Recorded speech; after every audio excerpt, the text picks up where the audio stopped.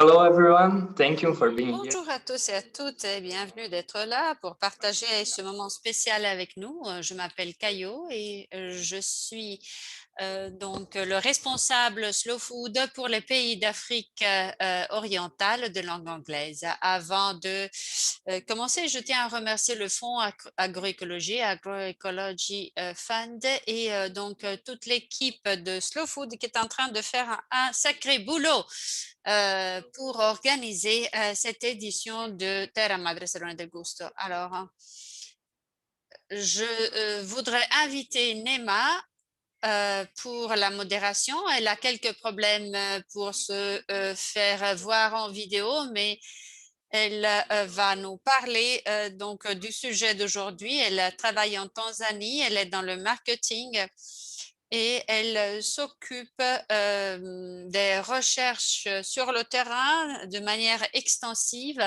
et c'est d'elle qu'on va écouter exactement le sujet. Oui, merci beaucoup à vous tous de m'avoir donné cette opportunité de participer à ce meeting. Mon rôle consiste à animer et donc pour ce qui est donc des activités menées jusque-là, seront illustrées. Je vais vous parler un peu de ce qu'on a fait en Tanzanie par rapport au projet. À travers ce projet, nous avons favorisé la création de 50 collectivités slow food, communautés slow food et jardins scolaires en Afrique, dont 15 en Tanzanie, 15 au Kenya, 15 en Ouganda et 5 seulement au Congo, dans la République démocratique du Congo. Nous avons promu 6 formations, donc 4 académies slow food et 2 formations de création de compétences pour soutenir les collectivités en expansion dans leurs pratiques commerciales. Et donc, 145 personnes des 4 pays y ont été formées. Nous avons également organisé 2 réunions à objectif dialogue politique dans l'Ouganda central pour prioriser l'agroécologie dans le cadre juridique et politique et une discussion pour parler de l'éveil des collectivités à l'importance de la nourriture et de l'agriculture au plan législatif pour prioriser les techniques de production agroécologique, la biodiversité locale, la petite agriculture, l'agriculture à la petite échelle, la biodiversité, etc. Nous avons organisé en décembre 2019 un événement régional au Congo qui s'appelait Terra Madre Grand Lac, avec pour objectif de parler de la gestion de la région, donc de la pêche lacustre, de l'agroécologie basée sur les connaissances et les pratiques des peuples indigènes, avec l'implication des jeunes dans le futur de l'agriculture. Nous avons réussi à réunir 250 délégués venant de Rwanda, Burundi et de la République démocratique du Congo, dont 63 femmes et 33 jeunes. Nous avons également planifié 6 événements à l'échelle locale au Kenya, en Ouganda et en Tanzanie pour les seed fairs, c'est-à-dire les expos semences, Foodwise, Food and Seed Fair, Community Food Experience, Kili Fair Trade, Nane Nane, qui est une foire agricole et dont 4 ont déjà eu lieu. Et en Tanzanie, nous allons organiser le Kilifer, donc l'échange Kilifer. Nous sommes en train de finaliser 4 vidéos sur les résultats de ces formations, dont 2 seront circulées auprès du grand public et 2 dans un but éducatif, pédagogique à utiliser dans d'autres formations et pour parler au grand public du réseau de Slow Food. Et nous avons Nous sommes en train de réaliser ces vidéos qui sont bientôt prêtes. On va les utiliser, je disais, comme dans la plupart des cas, comme support pour la formation et pour la pédagogie. Et nous avons mené également 3 cas d'études sur des projets slow food, les jardins potagers, les marchés de la terre et les sentinelles pour évaluer et pour mesurer l'impact des projets. Et dans les 4 pays du projet, on va donc mener encore d'autres activités. Pour vous dire quelques mots sur la Tanzanie, nous avons une académie avec une participation d'étudiants de Slow Food. On a 3 hommes et une femme qui participent, qui s'y sont formés à Nakuru au Kenya. Et avec aussi les jardins.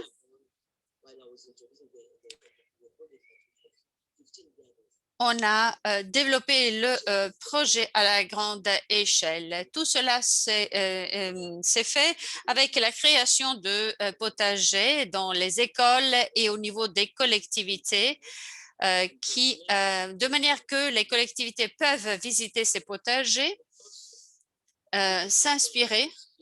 Et on utilise ces jardins aussi comme programme pour les enfants en âge scolaire. La plupart des étudiants et des élèves pourront donc apprendre comment cultiver leur nourriture et occasionnellement, on participe aussi avec ces étudiants à des programmes alimentaires.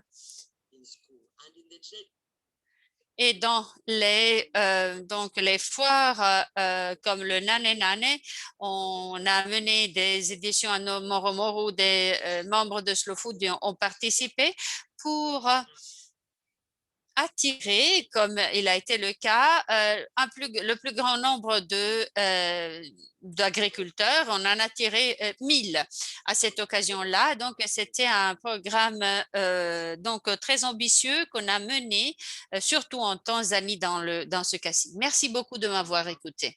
Merci, Nema. Bon, on va maintenant présenter les 3 cas d'études qu'on a à vous proposer. Je voudrais inviter Joseph pour nous présenter son cas d'étude. Joseph est un expert de monitorage et qui se focalise sur la recherche en agriculture, le changement climatique, et il est responsable des cas d'études au Kenya qu'il a bien étudié de manière approfondie. Je te laisse la parole.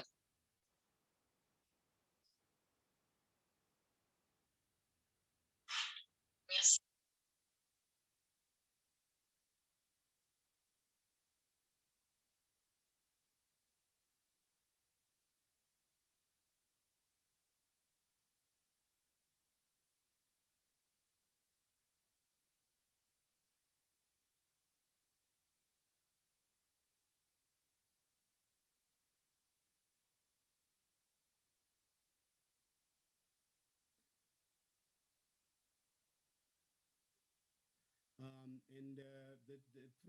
We focused on 3 gardens, Karirikania Garden and also Kaki and Kenya's community gardens.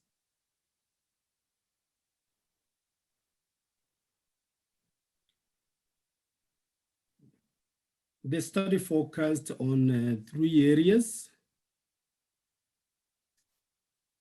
the pre-garden activities before they started, and the garden activities when they started, and then how they replicated at the farm. I will not dwell on the background. Already Nema has shared the background. Thank you.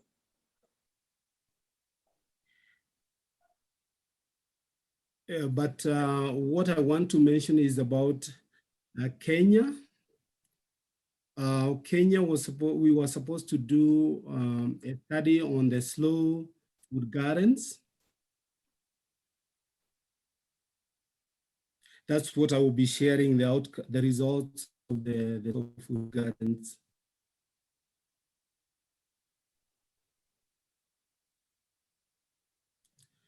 Like I said, we identified 3 gardens where we did the process include a desk study, field visit to collect information.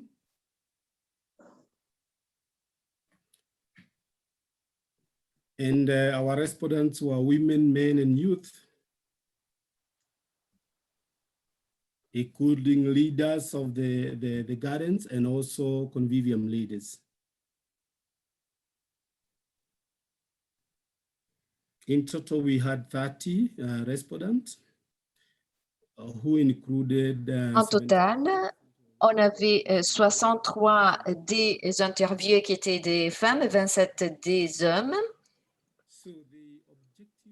En fait, l'objectif de l'étude des cas était de fournir les preuves du fait que l'agroécologie fonctionne et démontrer son potentiel en tant que méthode agricole de l'avenir. Et maintenant, je voudrais souligner certains des résultats principaux. En fait, les membres des jardins potagers ont augmenté la biodiversité de leur culture de 41% et de leur bétail ou de leur élevage de 29%. 78 des membres des jardins potagers on était à même de dépendre utiliser la nourriture qu'ils cultivaient pendant 12 mois, donc toute l'année. 16% ont utilisé la nourriture pendant 6 mois et 6% pendant 3 mois. Les pratiques de l'agroécologie incluent en fait des cultures mélangées dans une même parcelle avec en fait la culture intercalée. En ce qui concerne la rotation des cultures, 75% le faisaient. Et en ce qui concerne aussi la couverture et les payages, 75% des membres l'utilisent. L'intégration de l'élevage aussi 100%. La gestion des éléments intégrés, c'était les 100%. Et en ce qui concerne la gestion biologique des parasites, des maladies et des mauvaises herbes, c'était aussi une très grande quantité, hein, les 100% des membres qu'ils faisaient et 91% s'occupaient de l'agroécologique et 100% utiliser les sources locales et les énergies renouvelables pour assurer d'être capables de compter sur les ressources qu'ils avaient à niveau de l'exploitation agricole. On s'est aussi concentré sur ce que les membres des jardins potagers achetaient à l'extérieur. Et donc, 75% normalement achetaient les éléments essentiels comme l'huile de cuisine, le sucre, les sels, les thés, etc. Aussi des légumineuses. 4,75% achetaient en fait des haricots, des petits pois, etc. Et donc, ils les achetaient au marché et aussi les fruits comme les mangues, les melons, les oranges et les pommes, 13,75%. Et les autres éléments qu'ils achetaient des marchés étaient essentiellement des pommes de terre irlandaises parce que tout simplement, on ne le cultive pas facilement ici. Et puis, les maïs, la patate douce et les sucres de canne. En ce qui concerne les aliments qu'ils vendent pour avoir un revenu, en fait, c'est surtout les légumes. 16% des personnes interviewées vendent des végétaux comme par exemple des épinards, des poivrons et puis les maïs aussi, les petits pois, les pommes irlandaises, les choux, les bananes. Et aussi, ils cultivaient par exemple des épinards, des solanacées, de l'amarante, des oignons qu'ils vendent, les coriandres aussi, ils les vendent, et des fruits comme par exemple la papaye, mais aussi les haricots, les carottes, les potirons. Donc, au-delà de la production pour la famille, mais non, ils sont même d'avoir un peu de revenus qui est le résultat de la vente. On a aussi eu l'opportunité de leur demander de résumer l'impact des jardins potagers sur leur vie. Et on s'est concentré sur l'impact dans leur vie de tous les jours.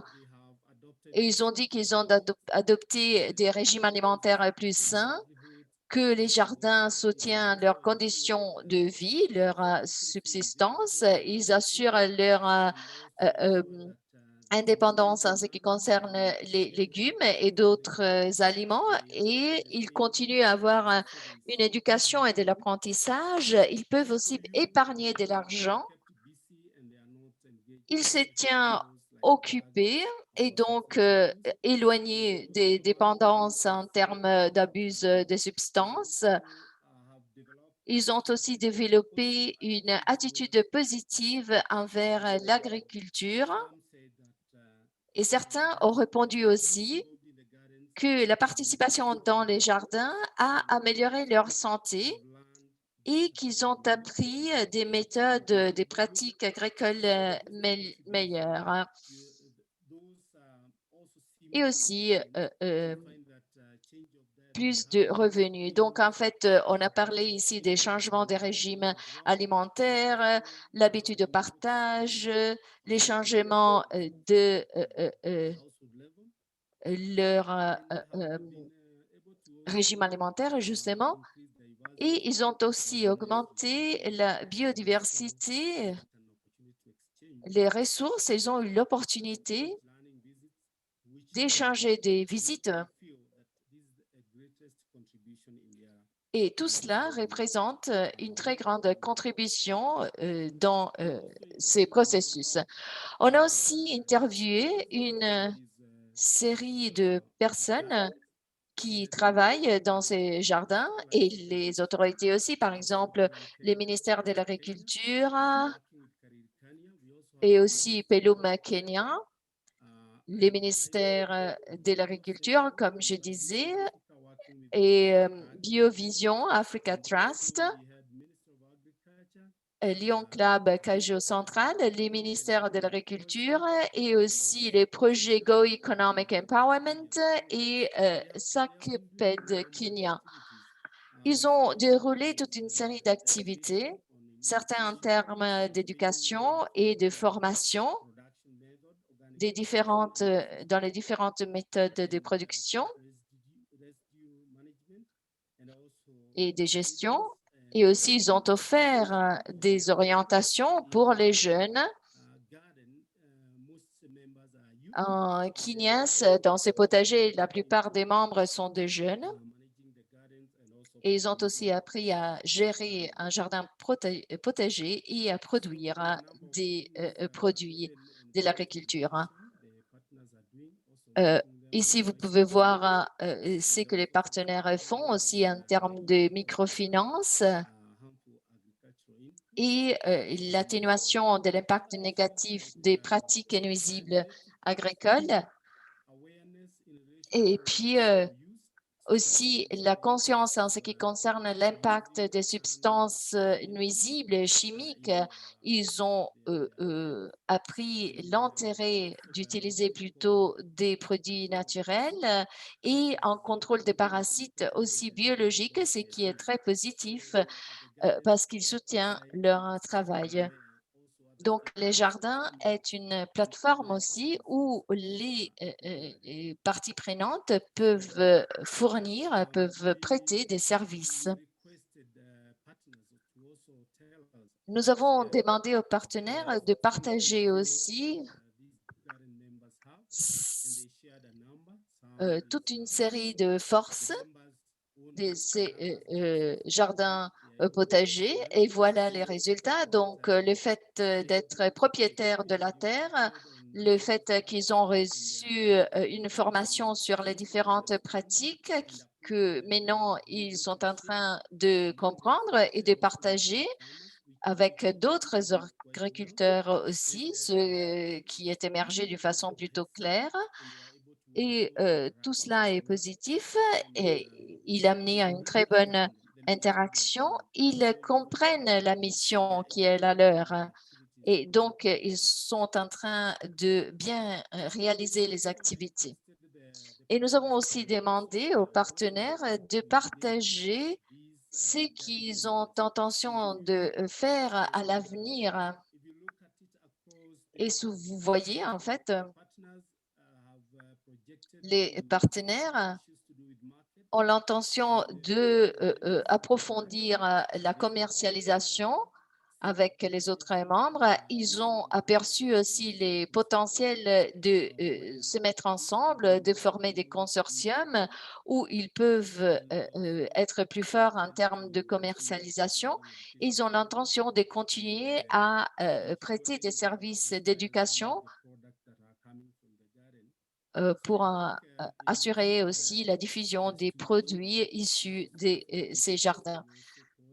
Slow Food nous demande aussi de coordonner les partenaires et de nous assurer qu'ils continueront ce processus pour que l'objectif du projet soit effectivement réalisé ensemble avec les partenaires.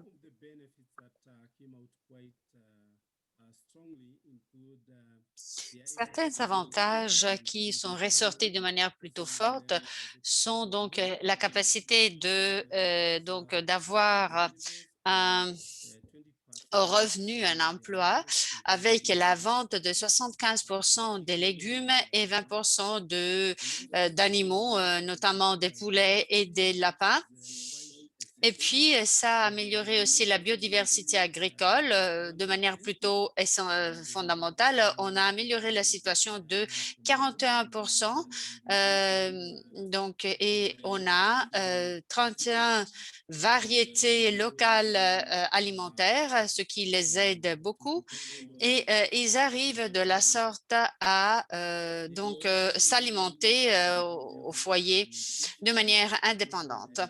Cela a aussi amélioré l'état de santé et nutritionnel parce que cette utilisation de la diversité de plantes et d'animaux à la ferme donne un accès à une certaine variété alimentaire. Et la diversité a beaucoup à faire avec la santé et la nutrition. Et on a aussi eu un effet intéressant sur l'adaptation au changement climatique avec cette diversification. Et on a réduit les risques et on a créé les bases pour une adaptation à venir et aussi on a amélioré le piégeage du carbone dans le sol. Pour ce qui est de l'intégration sociale, les résultats sont positifs. On va continuer à travailler dans ce projet des jardins potagers pour aussi éviter que les jeunes développent des dépendances de la drogue ou plusieurs substances. Cela nous a aussi animé une relation étroite avec les parents qui ont été invités à visiter ces projets. Et ce qui a favorisé l'intégration des collectivités. Donc, les impacts au plan social sont absolument remarquables. Au niveau national, quel est le contexte au Kenya? Eh bien, il y a eu une série de pôles, de centres agroécologiques créés dans le pays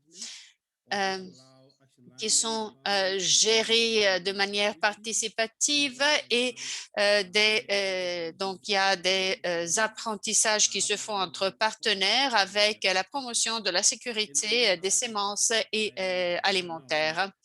On conscientise par rapport à la valeur des aliments indigènes, autochtones, et l'agroécologie devient un concept et une série de pratiques désormais connues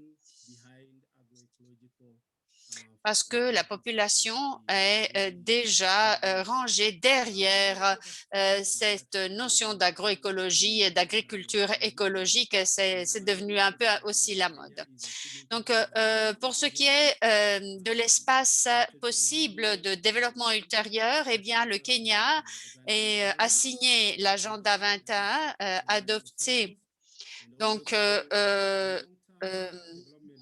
a participé à cette Assemblée générale pour le développement de l'agriculture bio. Avec Vision 2030, on se concentre sur l'exploitation des ressources naturelles et de l'utilisation durable des ressources en agriculture.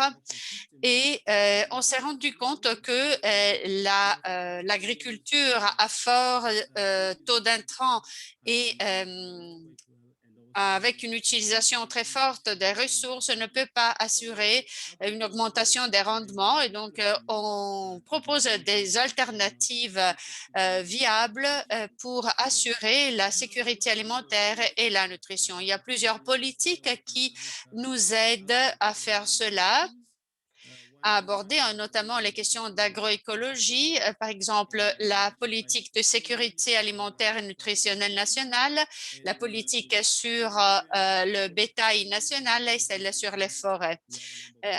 Au moins, il y a plusieurs politiques qui nous aident dans le domaine de l'agroécologie à promouvoir ces pratiques. En conclusion, nous avons découvert que les agriculteurs sont enfin en train de maîtriser leur production et ce sont eux qui décident où, quand et comment cultiver leurs plantes et ils ne font plus appel à des ressources à l'extérieur. L'apprentissage entre pairs et les échanges se multiplient, ce qui nous permet de faire participer de manière proactive le plus grand nombre de personnes à la production. On a une plateforme d'accès à l'information pour partager les informations et pour en télécharger. Et ça nous donne aussi une opportunité de mener de la recherche au niveau des exploitations parce que les agriculteurs posent des questions sur les sujets à rechercher et ils deviennent une partie du travail de recherche aussi. Donc, ces potagers ont beaucoup de potentiel pour ce qui est de la préservation et de la multiplication des semences à partager. Et surtout, nous avons découvert que l'accompagnement et l'orientation peut se faire à travers les potagers et surtout au profit des jeunes qui en reçoivent donc une orientation aussi dans la société quant à leur rôle social. Et donc, ce n'est pas qu'une question d'agriculture, ça a à faire avec la vie de la collectivité où se trouvent ces potagers. Les jardins offrent aussi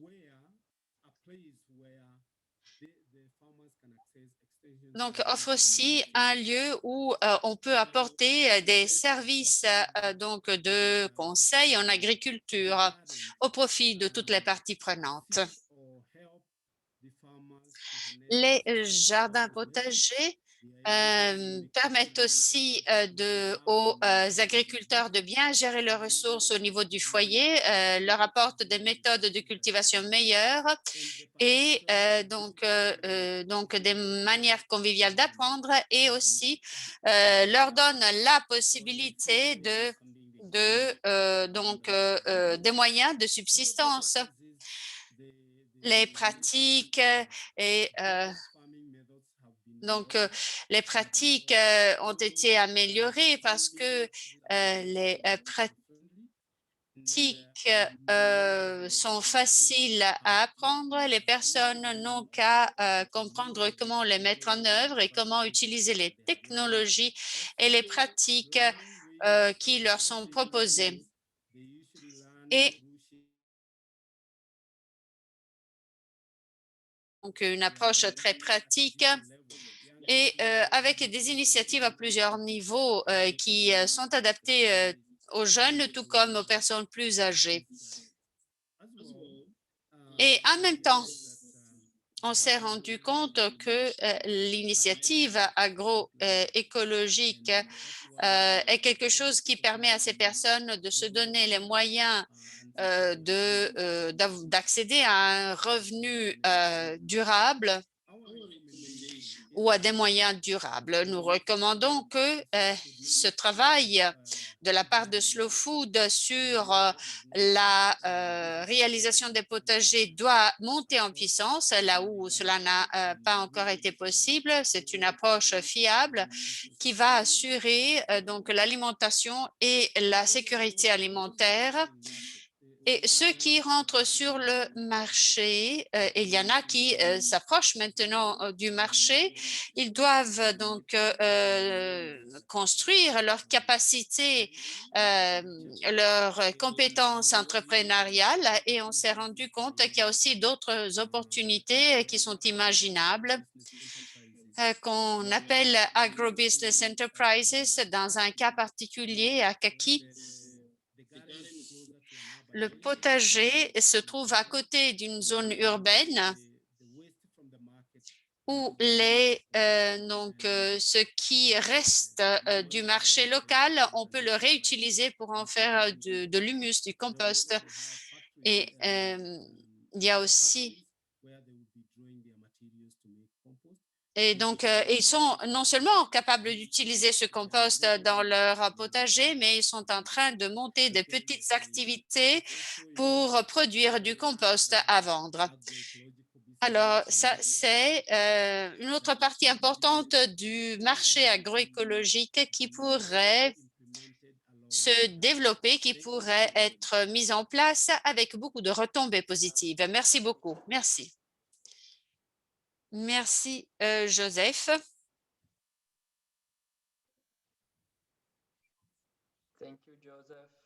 Merci, Joseph. So, this is a very illustrative presentation. Thank you. Il s'agit d'une présentation vraiment, qui nous parle vraiment.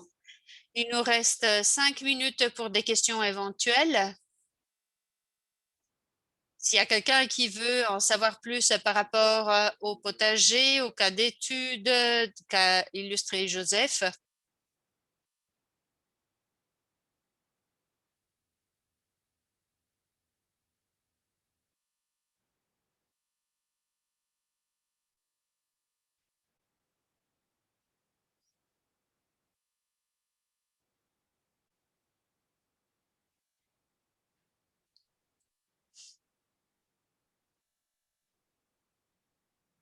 I have a question for Joseph. J'ai une question pour Joseph. Donc, s'il peut nous donner quelques clarifications sur les recommandations. Tu as dit que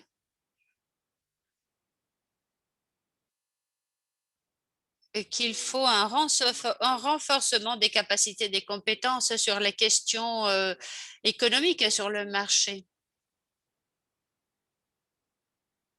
Pardon, le signal n'est pas bon du tout. Alors, je crois qu'il a demandé de clarifier. Oui, en fait, il y a des produits qui viennent des potagers qui peuvent être déshydratés,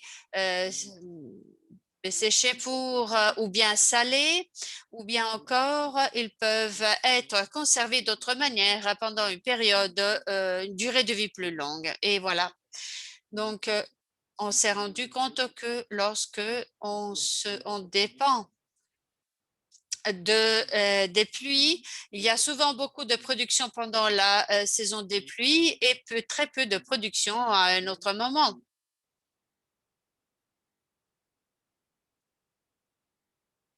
Et donc, il vaut mieux, lorsque les légumes sont disponibles, de les déshydrater pour les réutiliser à un moment où il y en aura une pénurie. Et le marché aussi, lorsque les légumes sont séchés, on peut les garder plus longtemps. Et donc, c'est quelque chose qui aura une durée de vie plus prolongée et c'est quelque chose qu'on peut vendre. Alors là, ce serait un exemple. Merci. Merci. Alors, tu es en train de recommander, pour pallier au problème de la saison après la saison de la récolte. Oui, il faut aller au-delà de la récolte. Il faut pouvoir arriver sur le marché et donc avoir des produits qui durent plus longtemps pour assurer aussi la sécurité alimentaire dans les approvisionnements alimentaires des foyers. Bon, on a terminé le temps à notre disposition pour les questions. On va en prendre encore une, mais très rapidement. Je crois qu'il y en a une de la part d'Angela Cordeiro qui demande s'il est possible de donner plus d'informations sur la commercialisation des produits du potager. On va entendre Geoffrey et les autres après. Donc, elle demande si c'est des marchés locaux, des marchés de paysans ou si vous avez d'autres manières de distribuer sur le marché vos produits et quels sont les besoins principaux pour proposer ces produits sur les marchés. Alors, l'un des problèmes, c'est de conscientiser les personnes à l'intérêt des denrées produites selon les principes de l'agroécologie. Il faut qu'il y ait une demande sur le marché. Mais cette demande existe, elle est en train de s'accroître.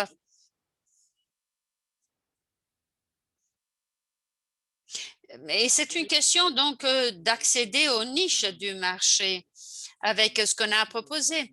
Ça sert à créer une conscience parmi les cultivateurs qu'ils peuvent aussi vendre ce qu'ils produisent, non seulement le consommer au domicile, mais aussi le vendre dans leur région.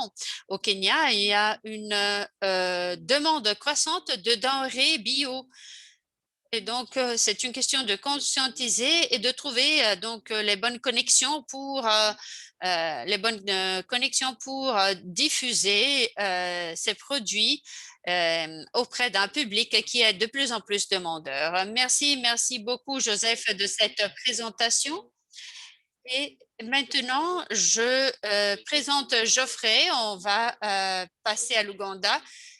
Donc, il a un doctorat en gestion de ressources naturelles et plus de 10 ans de collaboration avec les collectivités locales dans l'agriculture durable.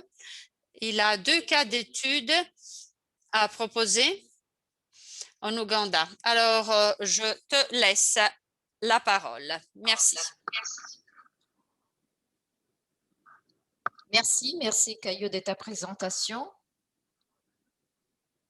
Je voudrais aussi vous présenter les cas d'études que nous avons réalisés en Ouganda. Il y a eu 2 cas d'études, l'un sur la sentinelle des lignes grimpantes et l'autre sur les pratiques agroécologiques. Je commence par les cas d'études sur la sentinelle de le Niam grimpante qui en fait renforce les méthodes agroécologiques, les moyens de subsistance. Il s'agit de la sentinelle du Ignam grimpante dans cette région qui se trouve, comme vous voyez, dans les parties centrales de l'Ouganda, tout près du lac Victoria. Et nous avons une grande quantité de ces produits, d'igname grainante, qui est cultivée non seulement par les peuples indigènes qui existent dans cette région, mais c'est une production traditionnelle de la région. Et il s'agit d'une cultivation qui est en fait menacée d'extinction. Et donc, on a établi ces sentinelles pour préserver la variété d'igname et pour préserver aussi les pratiques d'agroécologie. C'est là que l'étude a été réalisée et que la sentinelle a été établie en 2015. L'objectif de ce cas d'étude était éprouver en fait que l'agroécologie fonctionne et aussi transmettre les messages selon lesquels l'agroécologie est l'agriculture de l'avenir. La méthodologie qu'on a utilisée est une méthode mélangée en ce qui concerne l'approche avec des réunions consultatives et on s'est consulté avec les leaders de la Sentinelle. On a mené à bien des interviews sur les champs dans les différents foyers et aussi on a étudié la littérature sur l'agroécologie dans la région et dans les pays.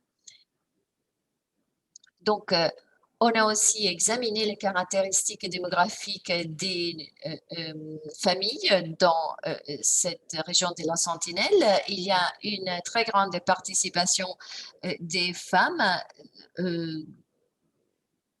qui arrivent jusqu'à 55 ans. Et la moyenne des familles est de 6-10 membres. Donc, la participation des femmes dans cette sentinelle est plus importante par rapport à la participation des hommes. Et en Afrique et en Ouganda surtout, la participation des femmes dans l'agriculture est très élevée. Et donc, avoir une très bonne participation de femmes dans cette sentinelle est certainement quelque chose de positif en termes de durabilité du processus. Donc, on a vu que la plupart des participants à cette approche avaient un âge au-dessus de 55 et les familles avaient de 6 jusqu'à 10 membres. Donc, si on regarde en fait ces produits, il y a 10 variétés d'igname grimpante qui étaient presque menacées d'extinction, mais grâce à l'établissement de la sentinelle, leur destin a changé. Et si on regarde les variétés, ici vous voyez les noms. Et ce sont les noms d'une autre langue. J'ai cherché aussi les noms en anglais, mais je n'ai pas trouvé. Il y a beaucoup de variétés qui existent dans cette sentinelle. Et la diversité des variétés de cette igname grimpante reflète la potentialité en termes de souveraineté alimentaire des collectivités. Donc, la sentinelle a conservé les variétés traditionnelles de l'igname grimpante qui étaient menacées d'extinction et la diversité des variétés de cultures est un reflet de la potentialité de la collectivité en termes de souveraineté alimentaire. Donc, on a demandé aux agriculteurs quelle est l'expérience qu'ils ont eue grâce à la sentinelle et 82% des agriculteurs qui ont été interviewés ont reconnu en effet qu'ils ont changé leurs pratiques agricoles grâce à la sentinelle. Parmi ces pratiques, il y a la préparation de la terre parce qu'en fait, ils doivent créer des trous et ajouter de la terre pour éviter aussi l'infiltration et d'éviter en fait que les racines de la plante soient endommagées. Et puis, ils ont augmenté aussi l'application de fertilisants organiques. Ils ont aussi créé ils ont aussi créé effectivement toute une série de pratiques. Donc, ils ont vraiment changé leur pratique agronomique. Ils ont fait des bordures, ils ont fait des fossés et ils ont donc préparé la terre de façon plus spécifique et ils ont utilisé des engrais biologiques. On a aussi demandé quelles étaient les méthodes utilisées pour le contrôle des parasites. Et la plupart des agriculteurs utilisaient la cendre, surtout pour les bananes, pour le contrôle des parasites, les nématodes surtout.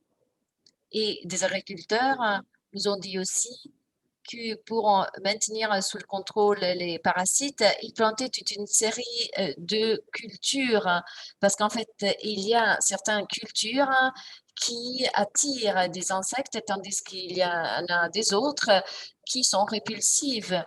D'autres agriculteurs ont dit aussi qu'ils utilisent l'urine. Voilà ici une photographie. Vous voyez que l'agricultrice, dans ces cas, fait une collecte de l'urine du bétail qui est utilisée dans la culture, surtout des bananes, contre les parasites. Donc, pour la sentinelle, on voit qu'ils utilisent des méthodes traditionnelles pour le contrôle des parasites,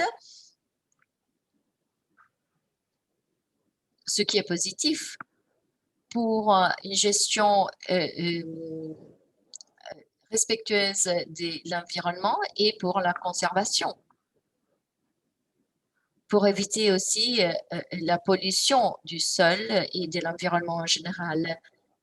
Et par conséquent, nous voyons que la plupart des méthodes qui sont utilisées pour le contrôle et la gestion des parasites dans les territoires de la sentinelle sont des méthodes traditionnelles.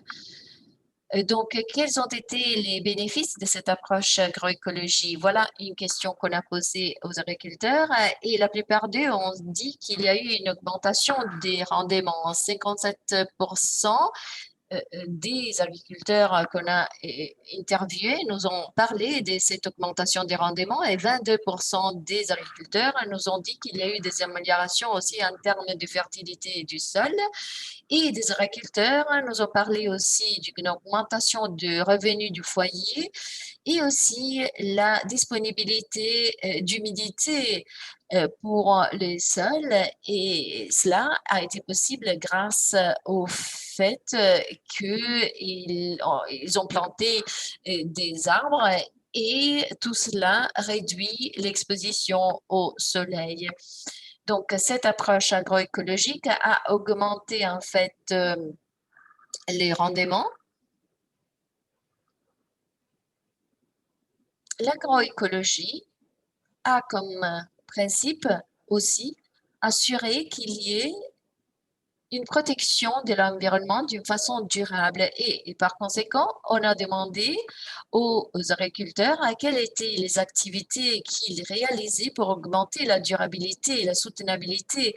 Et la plupart de ces agriculteurs font du paillage et puis vous voyez aussi qu'il y a en fait une fossée qu'ils ont créée pour éviter l'érosion. D'autres ont parlé des agroforesteries, agro-sylviculture. Vous voyez ici cette plante des ignames grimpantes qui assure du bénéfice.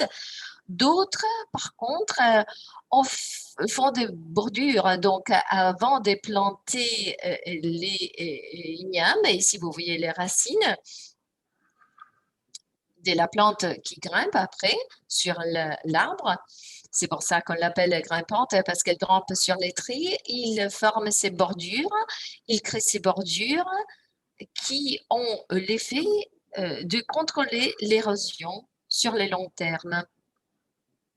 Et donc, il renforce la protection de l'environnement contre l'érosion.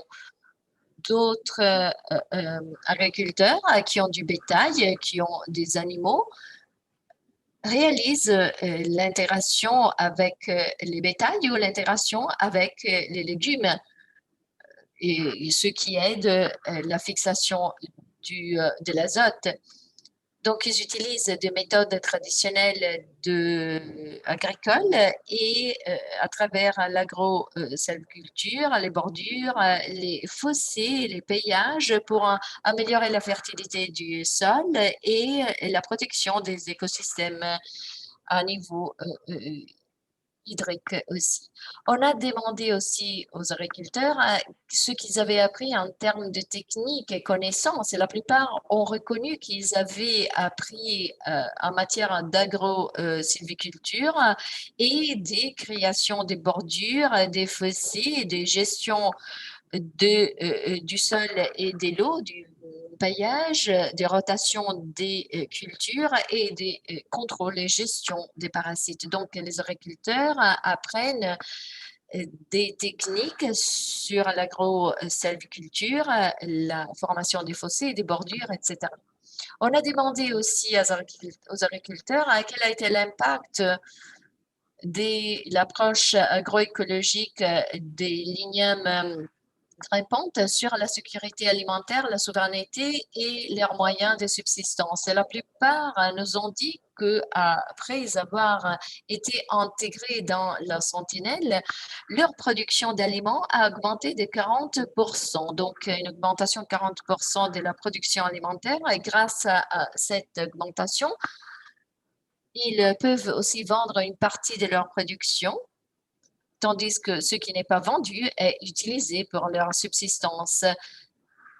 Ce qui a augmenté les revenus des familles et grâce à cette approche agroécologique, ils ont augmenté aussi les variétés des cultures et il y a eu des améliorations aussi dans la santé de la famille grâce aux revenus plus élevés. Donc maintenant, ils ont la possibilité d'acheter la nourriture de plus grande qualité pour améliorer leur diète, leur régime alimentaire.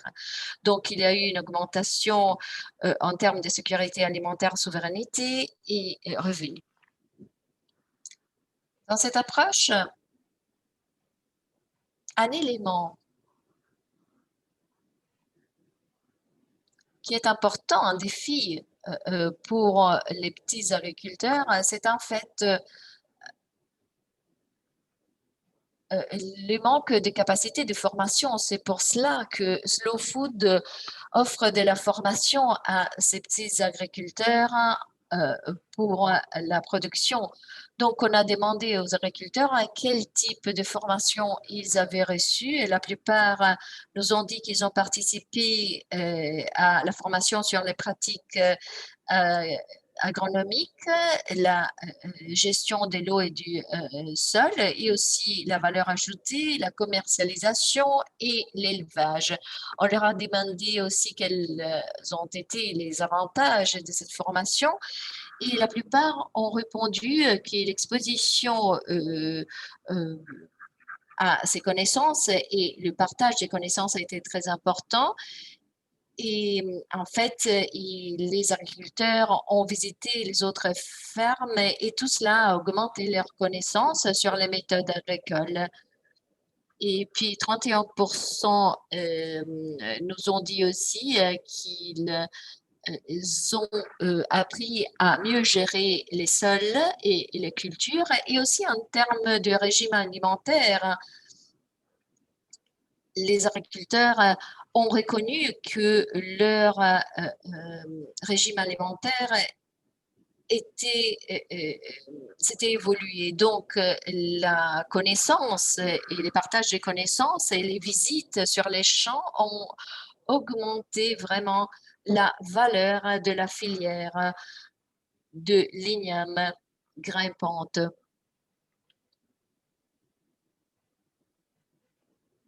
Et maintenant, ils ont plus de connaissances et des stratégies en ce qui concerne l'agriculture. Évidemment, il y a eu des avantages, mais il y a aussi des défis pour les agriculteurs. Donc, on a essayé d'approfondir un peu les défis pour ces agriculteurs et 41% nous ont dit que maintenir la culture est en fait encore un défi parce qu'il y a les maladies de l'igname grimpante et aussi les parasites. Ils ont dit que l'approche est plutôt chère, surtout quand il s'agit de former des fossiles et des bordures. C'est plutôt coûteux, même si sur la longue durée, cela se démontre positif. Et puis, et les agriculteurs ont aussi des défis en ce qui concerne la commercialisation. La plupart nous ont dit que les marchés étaient plutôt limités pour la vente de leurs produits. Et aussi, les 33% des interviewés nous ont dit que les prix étaient trop faibles. On a demandé aux agriculteurs quels étaient les développements futurs qu'ils souhaitaient pour la sentinelle Slow Food. La plupart nous ont répondu qu'ils ont besoin de plus de formation dans l'approche agroécologique et qu'ils ont besoin aussi de recherche de marché pour ces produits et aussi des banques des semences pour préserver les semences, plus de financement aussi et des visites sur les champs, des visites dans les différentes fermes.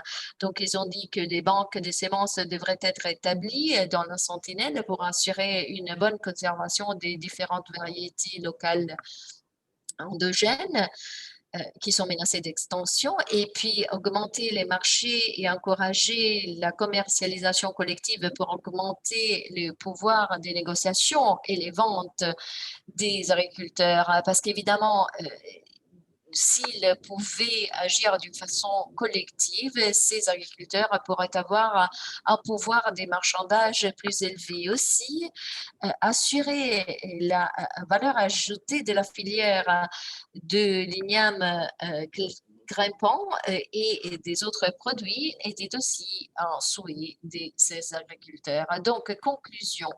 Est-ce que l'agroécologique fonctionne et elle a un avenir? Oui, parce qu'elle peut assurer la sécurité et la souveraineté alimentaire avec meilleures conditions de vie des familles. Tout cela protège aussi la biodiversité, l'écosystème pour réduire l'impact des changements climatiques. Il y a aussi préservation des aliments qui sont menacés d'extinction eux aussi et plus de résilience de la collectivité contre les changements climatiques. Donc, intensifier les approches agroécologiques peuvent contribuer d'une façon significative pour atteindre une méthode d'agriculture durable et des systèmes alimentaires sans compromettre la biodiversité. Merci. Merci. Malheureusement, on n'a pas beaucoup de temps encore, donc je dirais qu'on peut passer la parole au prochain rapporteur pour la deuxième partie. Donc, si vous avez des questions pour Geoffrey, vous pouvez les si vous avez des poser dans questions, le vous chat pouvez et les donc il envoyer sera à travers le heureux de chat. vous répondre.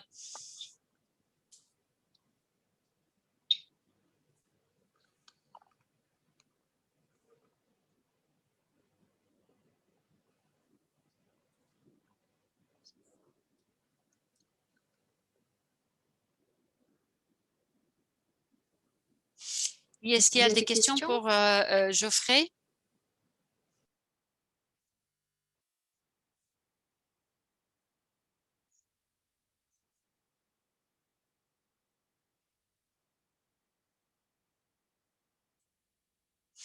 On attend s'il y a quelques questions pour Geoffrey. Ou bien, tant qu'on attend, je peux commencer ma présentation. Oui, on peut commencer la présentation. Et puis, on va prendre toutes les questions pour Geoffrey à la fin. Merci, Geoffrey. Merci beaucoup. Ce fut une présentation très intéressante. Alors maintenant, l'intervention qui est prévue est celle de Charles, qui est défenseur des droits de l'homme et qui est quelqu'un qui travaille dans l'intérêt de la souveraineté alimentaire en Afrique et qui est coordinateur de campagne des activités de plaidoyer. Je remercie Charles Moulosi Olweni chaleureusement de son intervention. Merci à tous et à toutes et merci à Slow Food de m'avoir donné cette opportunité. L'université que nous soutenons en termes d'agriculture en agriculture se fait avec Agricology Fund, le fonds agroécologique et l'AFSA, l'Alliance for Food Sovereignty in Africa. L'AFSA est donc une alliance élargie d'acteurs de la société civile qui luttent pour la souveraineté alimentaire et l'agroécologie en Afrique. Agroecological Fund est un multifonds qui s'occupe donc plus ou moins des mêmes sujets. Alors, quels sont les objectifs et les définitions? De quoi ont besoin les entrepreneurs pour se trouver dans un milieu qui les encourage à entreprendre dans l'agroécologique?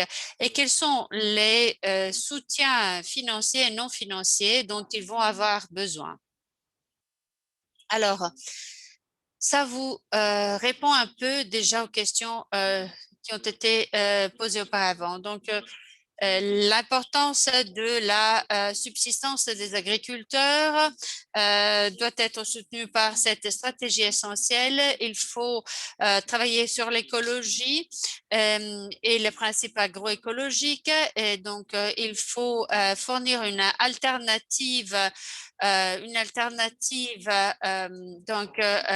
pour l'agriculture à la petite échelle, s'exprimant contre les subventions injustes aux grandes exploitations industrielles. Et il faut donc ensuite aussi s'occuper des retombées positives de l'agroécologie sur l'environnement.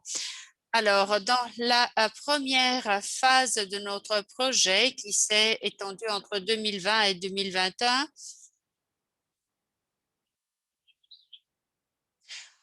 on a mené une enquête sur les entrepreneurs, interviewé les fournisseurs de services, payé des études sur le terrain, parlé avec les parties prenantes et partager les résultats. Et la deuxième phase, 2021-2022, consiste à soutenir et renforcer les entrepreneurs qui existent, financer les stratégies et à apporter des moyens à ces entrepreneurs. On a mené une enquête en ligne. On a aussi maintenant entrepris un processus d'approfondissement. On a donc intéressé plus de 15 pays.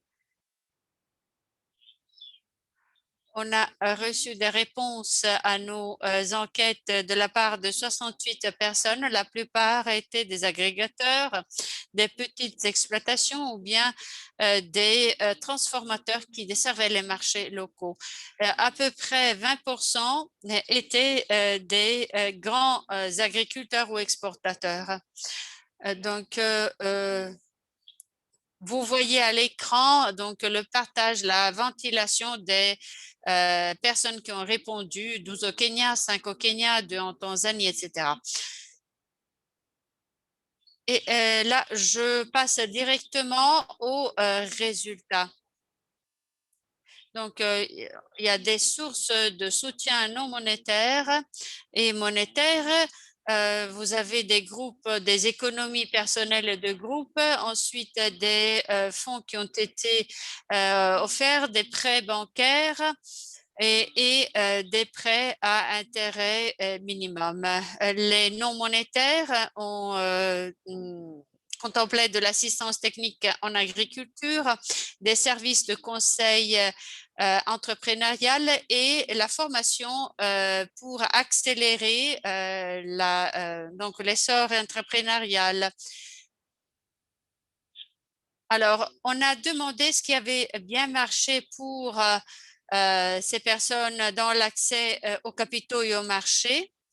des marchés fiables, des intrants de bonne qualité, la qualité et la diversité des produits, les prêts, l'aide, l'entraide, le soutien et des réseaux fiables.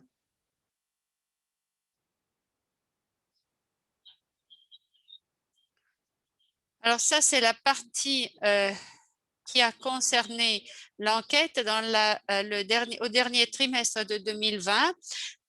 On a travaillé avec le Kenya et le Zimbabwe et ensuite on a intéressé d'autres pays dans ces études régionales pour étudier donc l'état d'avancement des entreprises agroécologiques en Afrique de l'Est d'abord et de l'Ouest après.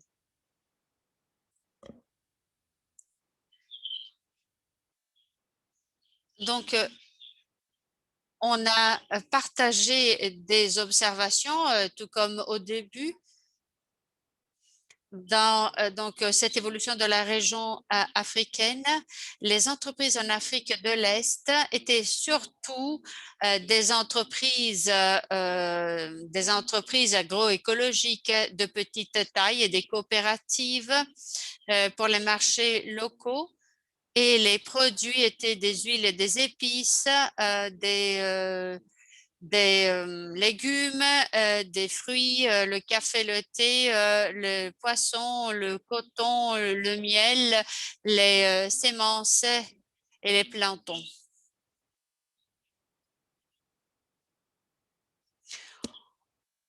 Mais il y avait aussi toute une série de fournisseurs de services qui ciblaient ces agriculteurs et les entreprises agroécologiques qui étaient donc en train de se développer, fournissant de la formation, du développement des capacités, du plaidoyer, des connexions au marché, recherche financière, certification, etc. Certains faisaient partie des ONG, des associations et des coopératives, mais aussi d'institutions telles des instituts de formation des universités ou de recherche. Et donc, on apportait des informations et des formations ainsi qu'une formation sur les moyens financiers disponibles en Afrique. Et donc, on a travaillé donc avec les petits exploitants au Kenya, par exemple, avec la Equity Bank. Quel est le cadre juridique et institutionnel qui soutient tout cela? On a remarqué que même s'il n'y a pas de politique gouvernementale qui parle explicitement d'agroécologie, les personnes sont en général préoccupées, se préoccupent de promouvoir les bonnes pratiques agroécologiques de l'agriculture durable pour protéger la santé des sols et des écosystèmes.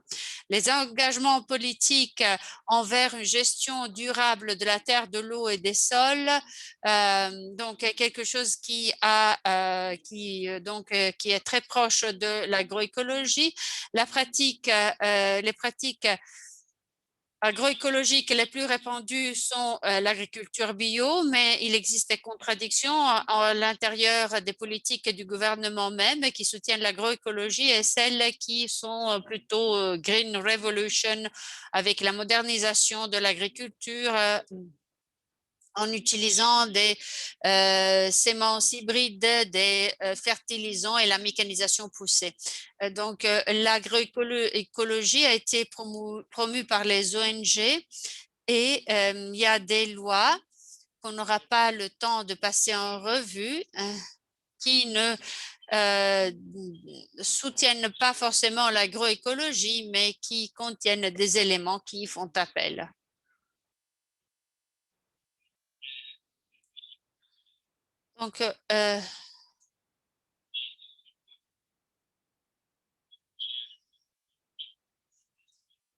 Donc, l'un des problèmes pour l'agroécologie est le manque de conscience de ce que l'agroécologie est et de son potentiel. C'est aussi une question de politique et de programmes gouvernementaux, et c'est-à-dire l'adoption de mesures en faveur de l'agriculture industrielle, tout comme de celle à la petite échelle. Alors, qu'est-ce qu'il faut faire entre les deux? Et donc, il y a aussi un manque d'infrastructures, d'investissement en infrastructures de la part des gouvernements pour attirer ceux qui transforment les denrées en milieu rural. Et donc, l'accès aux consommateurs dans cette condition devient difficile.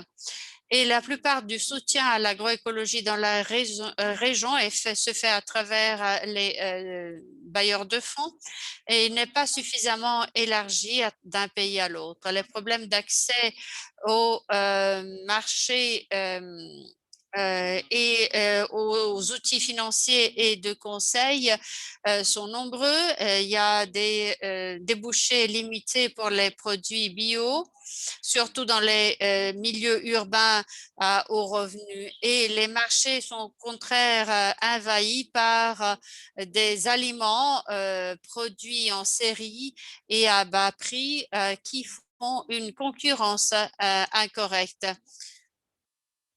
Alors, quelques réflexions. Les agro-entrepreneurs servent leurs marchés locaux,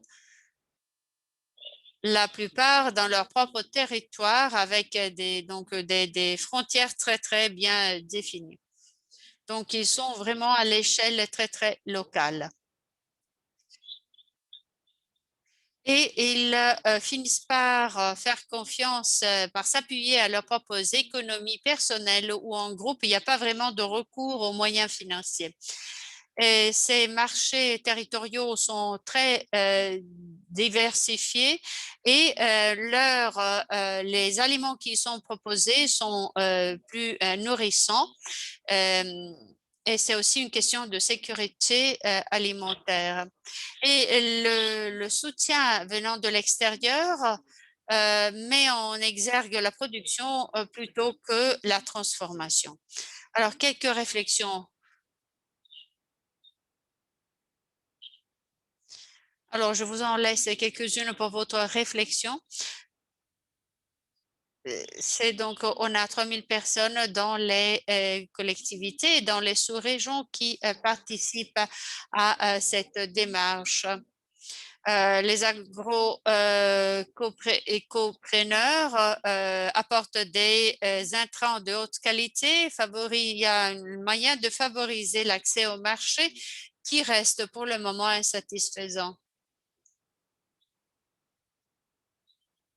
Vous avez des commerces en agroécologie à travers le East African Participatory Guarantee System, un système de garantie participatif et qui mettent en œuvre les normes sur la production bio entre le Rwanda, le Kenya, la Tanzanie, l'Ouganda.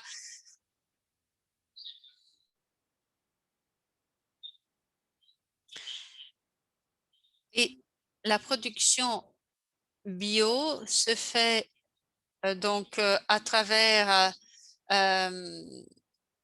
avec des exportations et des sorties qui sont très, très limitées. En termes de conclusion, les politiques sur l'agriculture, la sécurité alimentaire et nutritionnelle, le changement climatique, l'utilisation du sol, l'exploitation du sol, le milieu, le sol, la conservation des eaux, les biotechnologies et toute la législation et ces politiques contiennent des mesures qui favorisent la mise en œuvre, qui favorisent l'agroécologie, mais la mise en œuvre est décevante. Et l'adoption de l'agroécologie est aussi frustrée par le besoin d'être concurrentiel et donc des pressions à adopter les approches de l'agriculture industrielle avec son impératif de la productivité. Donc, les entreprises agroécologiques ne sont pas soutenues directement, souvent par le gouvernement. Donc, c'est plutôt les bailleurs de fonds. Donc, l'agroécologie dans la région est au niveau 2 des pratiques d'agroécologie, caractérisées surtout par des pratiques d'agriculture bio avec une petite influence de la politique d'inclusion et sur la dimension aussi des droits fonciers.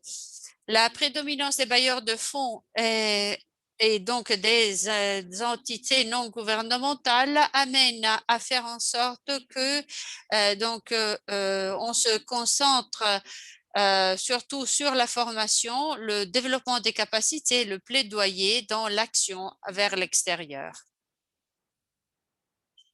Il manque de fournisseurs de services focalisés sur les services financiers pour les entreprises agroécologiques, mais il y a toute une série de banques et d'investisseurs qui fournissent un certain soutien aux agriculteurs à la petite échelle.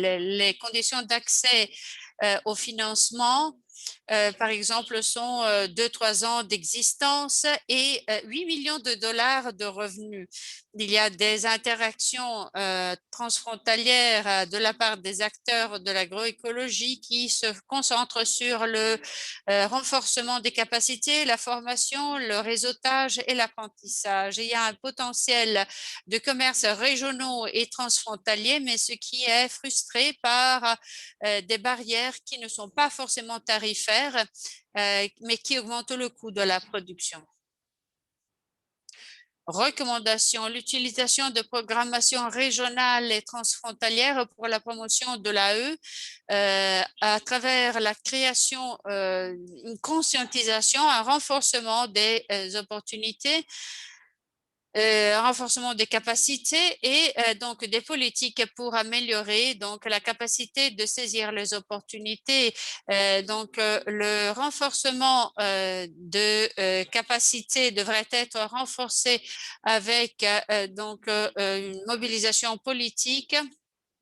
Sinon, l'influence de l'agriculture industrielle risque d'être trop forte dans la région. Il faut soutenir la création d'un réseau régional fonctionnel pour les acteurs, y compris les agriculteurs, les fournisseurs de services et les experts de politique. Les partenaires avec l'EAC et le secteur de la sécurité alimentaire doivent améliorer leur capacité de promouvoir la domestication et la mise en œuvre des normes sur les produits bio et donc l'adoption de l'AE. Il faut travailler avec les gouvernements et les structures, les agences décentralisées pour augmenter leur capacité à mettre en œuvre les mesures en faveur de l'agriculture. L'agroécologie, il faut travailler avec des acteurs qui ont la même perspective pour créer des mécanismes de financement régionaux pour les entreprises agroécologiques. Alors, c'est autant de choses qu'on peut faire. Mais pour ce qui est de la phase 2 du projet, donc il y a d'autres moyens qui se concentrent sur les marchés territoriaux. Vous voyez ici, en fait, les différentes initiatives, l'Alliance et toutes les parties prenantes. En fait, la plupart des agriculteurs sont des petits agriculteurs qui s'occupent des agroécologies. Il est très important aussi de promouvoir l'apprentissage entre pairs et aussi promouvoir les associations entre les entreprises et assurer aussi un capital qui est nécessaire. Et les accélérateurs des entreprises agroécologiques est très important. Et on a besoin aussi des fonds et pour les entreprises agroécologiques. Je vous remercie. Et en termes aussi des valeurs ajoutées, j'espère de vous avoir donné une idée de ce qui se fait et du travail que certains agriculteurs sont en train de faire. J'espère d'avoir aussi donné une idée de l'intégration aussi en ce qui concerne les secteurs de l'apiculture, l'intégration de l'apiculture et l'agri-éducation pour les enfants, pour les étudiants, pour qu'ils puissent augmenter leurs connaissances et tout cela aura un impact sur la commercialisation des produits de l'agroécologie. Merci d'avoir partagé tous ces éléments. On a encore un peu de temps pour une question seulement et on a une question dans le chat. Comment est-ce que vous définissez l'entrepreneur dans les différents pays? En fait, il y a les producteurs organiques, les producteurs bio.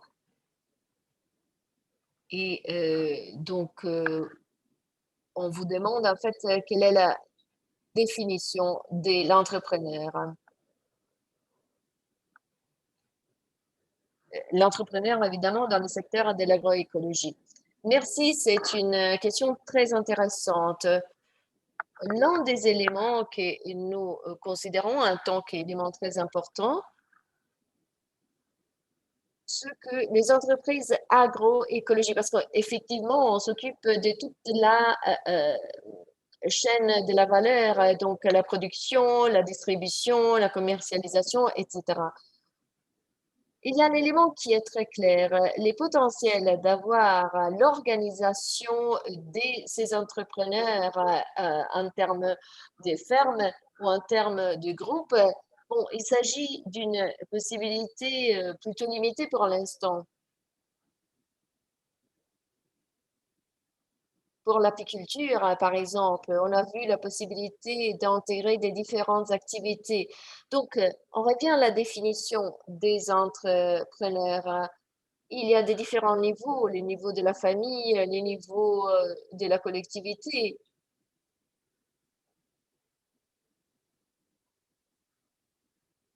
Donc, on considère la quantité qu'ils produisent pour leur propre consommation et pour les marchés, et aussi l'usage de certains intrants, comme par exemple les fertilisants, etc. Donc, s'ils produisent une quantité d'aliments qui est supérieure à leur nécessité, ils peuvent commencer à les vendre au marché, et donc à partir de là, la filière commence. Merci, c'est très intéressant. Nous devons clôturer ce forum et je voudrais remercier Charles, Joseph et Geoffrey pour avoir partagé les cas d'études qu'ils ont réalisés et pour tout le travail et tout l'effort qu'ils ont aussi réalisé. Merci de votre présence et merci à Agroecology Fund, au Fonds de Agri-Écologie, pour avoir soutenu ce projet qui est très important.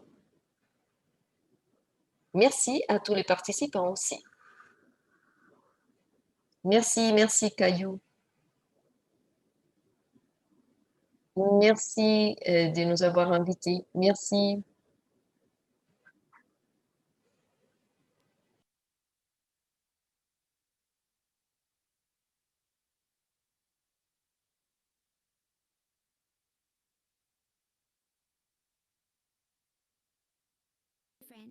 And contribute to a future where everyone has access to food that is good.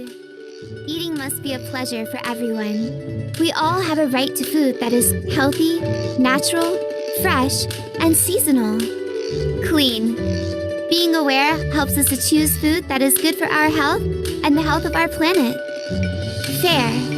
Knowing our food means making choices that are fair to us, to the producers, and to future generations. Slow Food has been working for over 30 years to defend biodiversity and fight the climate crisis by promoting good, clean, and fair food for all.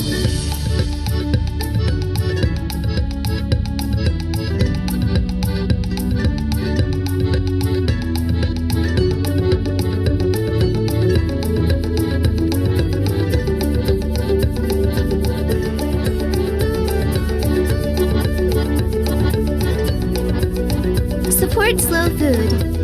Let's act together for the common good. Go to donate.slowfood.com/en and follow us at terramadreselunadelgusta.com.